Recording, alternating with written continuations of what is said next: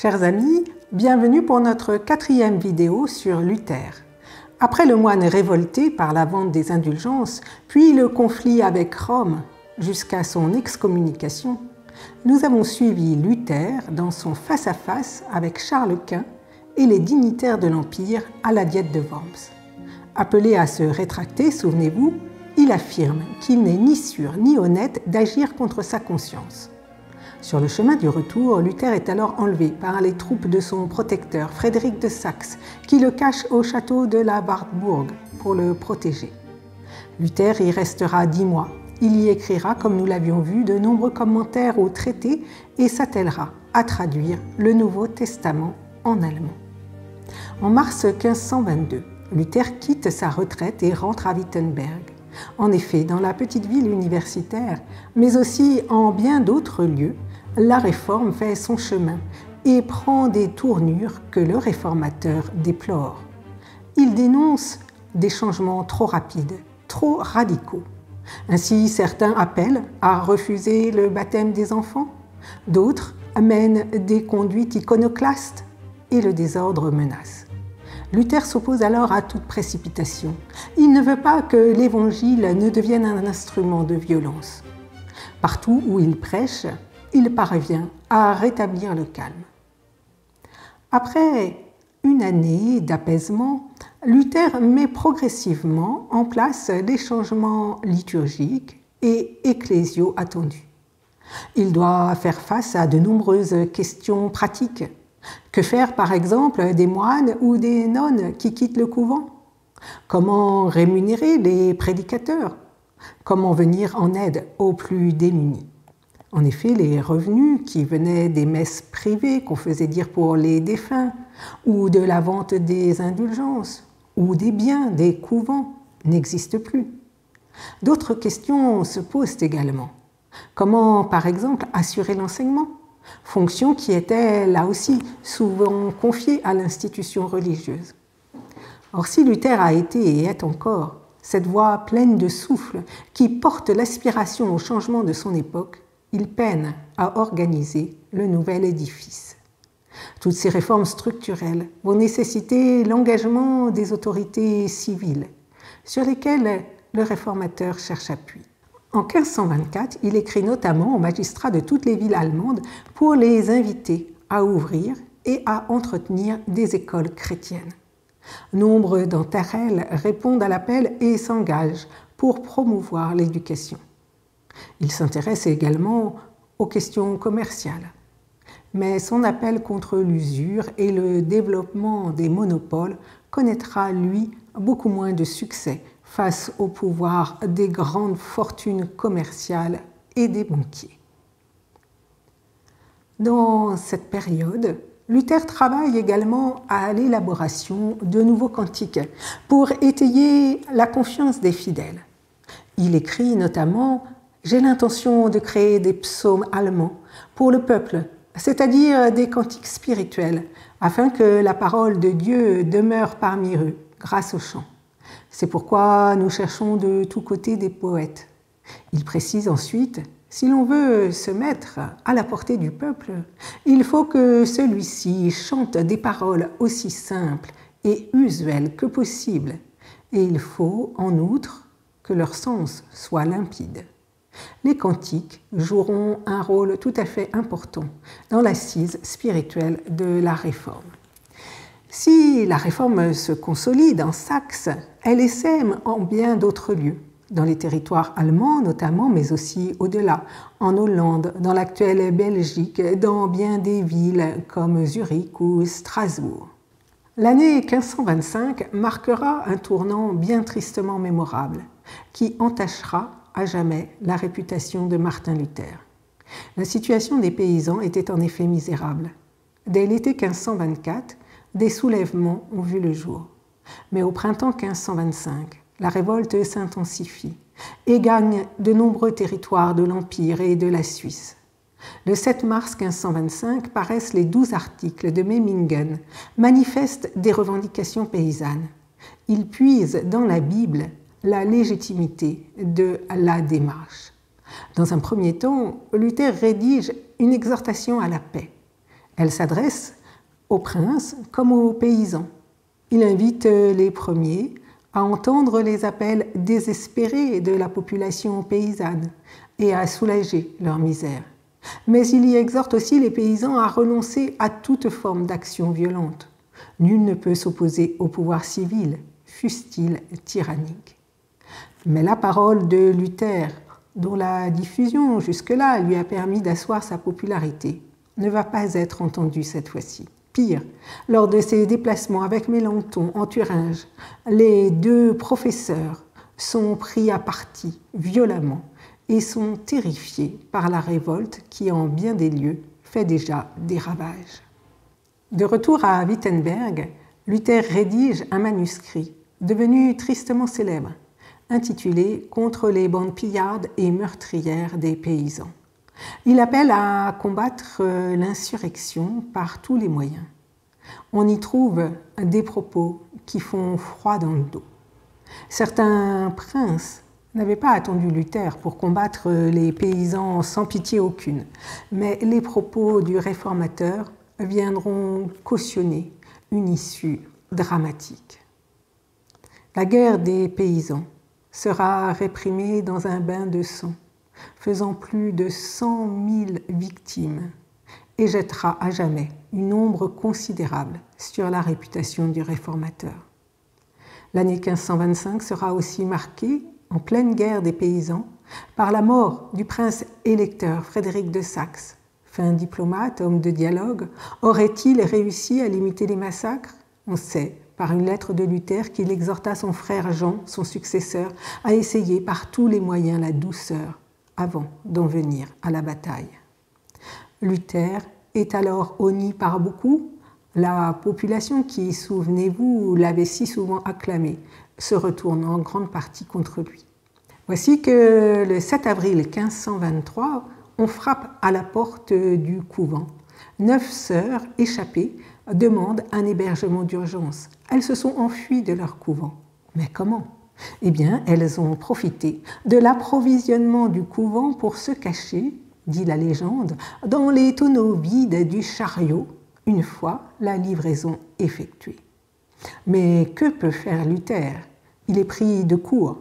Voici donc ce qu'il raconte à Spalatin. Grâce et paix. Chez moi sont venues 9 de ces nonnes qui ont rompu leurs vœux. Je le signalerai d'abord aux personnes de ma famille et je leur demanderai de les prendre chez elles.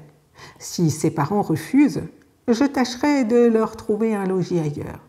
Il y en a quelques-unes que je voudrais marier, si je le peux. Leur état appelle véritablement la pitié et c'est Christ qu'on sert en leur venant en aide. Leur fuite a été un véritable miracle. Quant à toi, je te prie, dit-il à Spalatin, d'accomplir aussi une œuvre de charité et de quêter en mon nom auprès des amis riches que tu as à la cour, afin que je puisse les nourrir pendant 1 semaine ou 2, jusqu'à ce que je puisse les remettre sans difficulté à des personnes de leur famille ou aux gens qui m'ont promis de les recevoir.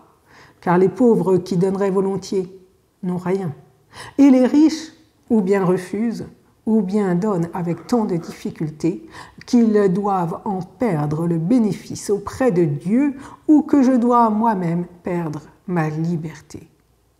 C'est donc l'une d'entre elles que Martin Luther va épouser 2 ans plus tard, Catherine de Bora. Née en 1499, elle est donc 16 ans plus jeune que Luther. Elle sera pour lui un appui considérable. Ensemble, ils auront 6 enfants, dont l'aîné, un garçon, sera prénommé Hans, prénom, souvenez-vous, du père de Luther. Ainsi écrit-il la bonne nouvelle à Spalatin. Mon excellente épouse et très aimable femme m'a donné, avec la bénédiction de Dieu, un fils, Hanschen, Luther. Je suis devenu père par la merveilleuse grâce de Dieu. Suivront Élisabeth, Madeleine, Martin, Paul et Marguerite.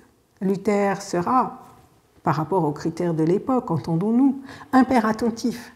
Il sera très affecté par la mort de ses 2 filles, Élisabeth qui mourra un peu avancée 1 an et Madeleine à l'adolescence. Si Luther est marié, Il poursuit cependant l'édification de la Réforme et les disputes théologiques continuent. Il va combattre avec acharnement les dissensions internes à la Réforme qui voient le jour. À Wittenberg, des prédicateurs venus de Zwickau avaient dès 1521 appelé à refuser le baptême des enfants. Luther, à la Wartburg, avait alors exhorté Mélenchon à leur tenir tête. Considérant le baptême des enfants sans valeur, les anabaptistes appellent les adultes à demander un nouveau baptême comme marque de leur engagement dans la foi. L'anabaptisme donc se développe et constituera l'une des caractéristiques de ce qu'on nommera par la suite la réforme radicale. La réforme radicale désignera différents mouvements qui auront pour point commun d'insister sur la conversion intérieure que le baptême à l'âge adulte vient marquer et d'accorder une grande importance à la puissance de l'esprit. Certains refuseront également de porter les armes. Leurs membres seront persécutés non seulement par les catholiques, mais aussi par les adeptes de la Réforme qui verront en eux le visage de la sédition. Ainsi, la Réforme ne signifie pas la liberté de conscience. La question des anabaptistes revient souvent sous la plume de Luther, qui est un de leurs adversaires acharnés. Sur la question de la scène, Martin Luther est heurté par la conception des réformateurs de Zurich et de Bâle, qui considèrent que la scène est simplement un mémorial. Pour eux, la scène fait mémoire du dernier repas du Christ, mais celui-ci n'y est pas présent, contrairement à la conviction du réformateur de Wittenberg. Zwingli, Collampa d'une part et Luther d'autre part vont échanger alors par traité et par contre-traité. Or, cette dispute a des conséquences politiques, car le protestantisme a besoin d'unir ses forces face à Charles Quint. Une rencontre est organisée à Marbourg en septembre 1529 pour tenter d'élaborer un socle de foi commun. Malgré les efforts de Martin Bucer, le réformateur de Strasbourg, pour unifier les partis plus que l'unité, c'est le désaccord sur la scène que la rencontre va sceller. La distance se creusera alors entre les luthériens d'une part et les protestants d'Allemagne du Sud et de Suisse. Luther refusera toute concession et le conflit perdurera après sa mort. Il faudra attendre 1973 et la concorde de Leuenberg pour que protestants, luthériens et réformés s'invitent mutuellement à la table de communion. Sur le plan politique, les guerres que Charles Quint est contraint de mener contre François Ier notamment, mais aussi avec la menace ottomane, sont profitables à la réforme. Un certain nombre d'États, de villes se déterminent en faveur du protestantisme et la première diète de Spire en 1526 entérine ce fait. Mais en 1529, la seconde diète de Spire cherche cette fois-ci à limiter la progression de la réforme. Les princes et représentants des cités gagnées aux idées de Luther vont alors y protester de leur foi et cette protestation servira par la suite à désigner les adeptes de la réforme, donc les protestants. En 1530, Charles Quint convoque la diète d'Augsbourg où les responsables protestants présentent le 25 juin leur confession rédigée par Philippe Mélenchon. Le 3 août, la délégation catholique produit une réfutation. Les points de vue se crispent. 9 ans après la diète de Worms, deux blocs constitués s'affrontent désormais. Menacés par l'ultimatum de Charles Quint qui exige leur soumission, le 27 février 1531, les princes allemands concluent une alliance défensive à Smalkade qui en 1536 regroupera 34 États et villes. Il s'agit de dissuader l'empereur de prendre les armes, lequel est toujours bien occupé sur d'autres fronts. Ainsi, en 1532, un accord de paix provisoire pourra être signé à Nuremberg. La réforme poursuit son chemin, mais la position de Luther vis-à-vis du peuple juif va considérablement obscurcir les dernières années du réformateur. Dans la dernière partie de sa vie, le réformateur développe des propos de plus en plus haineux à l'égard du peuple juif. Pourtant, dans son écrit que Jésus est né juif, rédigé en 1523, Luther invitait à des relations renouvelées entre chrétiens et juifs. Mais il espérait que beaucoup, sous l'effet de la prédication renouvelée de l'Évangile, se convertiraient. En 1543, il publie un ouvrage dramatique sur les Juifs accusés de tous les maux. Les propos y sont terribles, avilissants, stigmatisants, emplis d'une haine terrifiante, à la résonance effroyable. Se reconnaître héritier de la Réforme aujourd'hui, comme nous le faisons, implique la condamnation sans appel des propos du réformateur envers le peuple juif et l'engagement contre toute forme d'antisémitisme dans notre société. Nous avons cette responsabilité. C'est en 1546 que les troupes de Charles Quint affronteront finalement les alliés de la Ligue de Smalkade. Les princes protestants seront écrasés en 1547.